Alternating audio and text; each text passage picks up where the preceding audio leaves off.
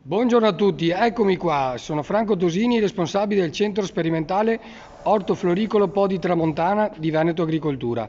Oggi siamo nella serra in ferrovetro del centro dove con i tecnici di diverse ditte, parliamo del tecnico Filippo Lazzarin, Flor Veneto e Cooperativa Spazio, il tecnico del Centro Sperimentale Po di Tramontana che gestisce le prove floricole, Giovanna Pavarin, e il tecnico del gruppo Geofilm Bioplanet Maurizio Poletti, che assieme a loro stiamo controllando, ispezionando, monitorando l'andamento della coltivazione di dipladenie. È una prova sperimentale varietale in cui in questo momento si sta valutando lo stato di nutrizione e ovviamente la difesa di tipo integrato spinta.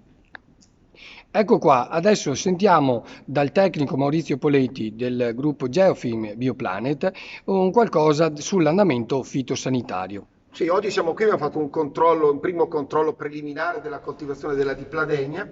Abbiamo già riscontrato la presenza di qualche acaro, in particolare Tetranicus urtice, e in effetti la prossima settimana provvederemo a un lancio con un acaro predatore chiamato Phytosellus persimilis, definito diciamo più semplicemente Phytoseide, che verrà appunto introdotto su questa coltivazione visto che l'attacco della Tetranicus urtice è all'inizio. Altra presenza che abbiamo riscontrato oggi nella serra è quella dell'aleurodide, in particolare di Bemisia tabaci.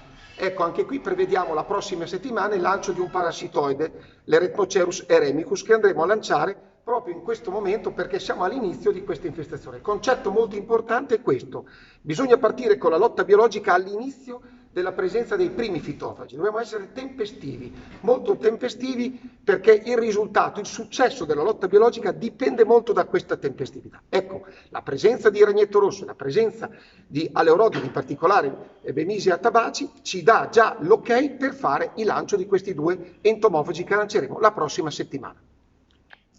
Ecco, abbiamo sentito l'intervista del tecnico Maurizio Poletti, adesso passiamo la parola al tecnico Filippo Lazzarin, Cooperativa Spazio e Flor Veneto per due parole sul stato nutrizionale. Sì, siamo oggi assieme alla Giovanna Pavarin a fare un monitoraggio anche oltre che per gli insetti, anche sul controllo nutrizionale e fitosanitario della pianta. E fino adesso praticamente c'è stata la priorità con trattamenti del tipo biologico per la gestione integrata delle dipladenie. Si è riusciti ad azzerare quasi completamente gli interventi di natura chimica, dando la priorità a tutto quello che è biologico, compreso anche il controllo delle malattie fungine.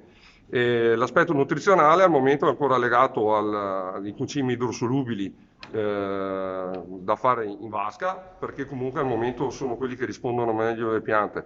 C'è un grosso lavoro di ricerca anche su concimi a cessione controllata a base organica autorizzata in biologico, e quindi il mondo del florovivaismo probabilmente subirà grossi cambiamenti nel breve termine, sempre nell'ottica di una produzione più integrata e più rispettosa dell'ambiente.